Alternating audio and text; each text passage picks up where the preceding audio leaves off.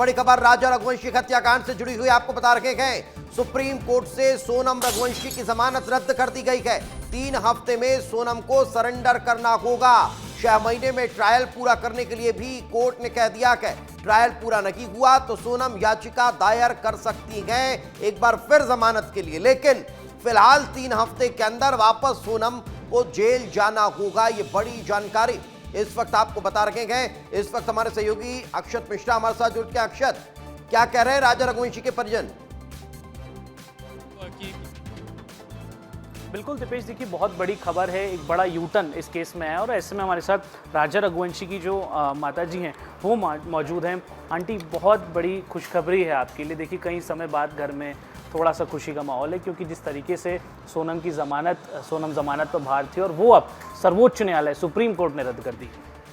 हाँ, supreme court ने रद्द करी है जमानत। में सुप्रीम कोर्ट का धन्यवाद करना चाहती हूँ, क्योंकि सुप्रीम कोर्ट ने ध्यान धरा है जांच के ऊपर, और सोनम की मतलब जमानत खर्च हुई है, वो खाली हुई है, उस पर मैं धन्यवाद करना चाहती। क्योंकि मैं एक माँ की आस नहीं टूटी, कि एक माँ आस लगा के बैठी थी कि मेरे बेटे को न्याय मिलेगा, मेरे बेटे को न्याय मिलेगा। तो आज मेरे बेटे को न्याय मतलब मिला है, मगर छोटे ही उसमें हो, मगर आज मतलब न्याय की उम्मीदें मेरी जागी है। तो आज मेरे बेटे को न्याय मिला, तो कल है ना इसके मतलब हत्यारे उनको सज़ा भी मिलेगी। सज़ा मिलने की आपको अब देखिए वापस अब सोनम को जेल जाने का बोल दिया है। आप अभी भी भावुक हैं जब आप ये बात कर रहे हैं, क्योंकि लगातार जब सोनम को बेल मिली थी, हम जब आपसे बात करते थे तब भी आप बार बार ये बात रो रो कर कहती थी कि सोनम यदि बाहर रहेगी तो समाज में संदेश बहुत खराब जाएगा।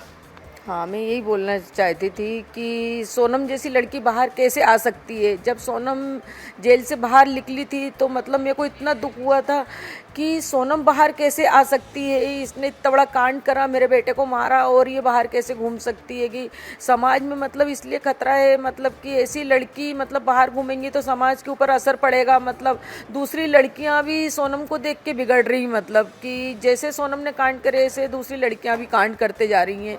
तो इसीलिए मैं कहना चाहती थी।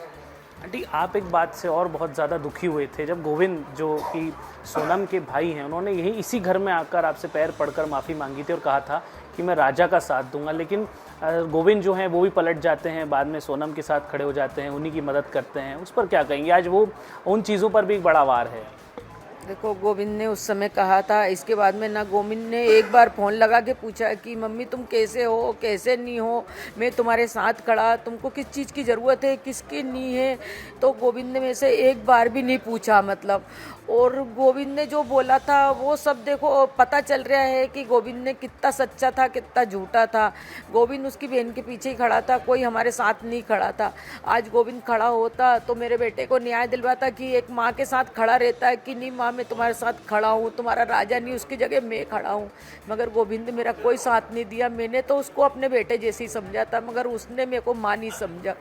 आपको माँ नहीं समझा, ये आप बड़ी बात कह रहे हैं। अभी भी आप भावुक हैं। एक बड़ा दिन है आज आपके लिए, क्योंकि वापस से अब सोनम को जेल जाने के लिए कह दिया है। लेकिन फिर भी एक बड़ा सवाल जो अभी भी आता है, चूँकि अब केस अभी भी ट्रायल में है, कोर्ट ट्रायल में है, 6 हफ्ते के समय दिया है सुप्रीम कोर्ट ने कि आपको जो केस है वो चलाना है। तो अब उस पर क्या कहेंगे? परिवार का आगे क्या रुख रहेगा? 6 हफ्ते का मतलब दिया है। मैं यही कहना चाहती हूँ कि सोनम जैसी लड़की जेल के अंदर होना चाहिए, और जैसे मतलब राजा जैसे बेटे को न्याय मिलना चाहिए, क्योंकि ऐसे बेटे उनका कोई कसूर नहीं रहता है।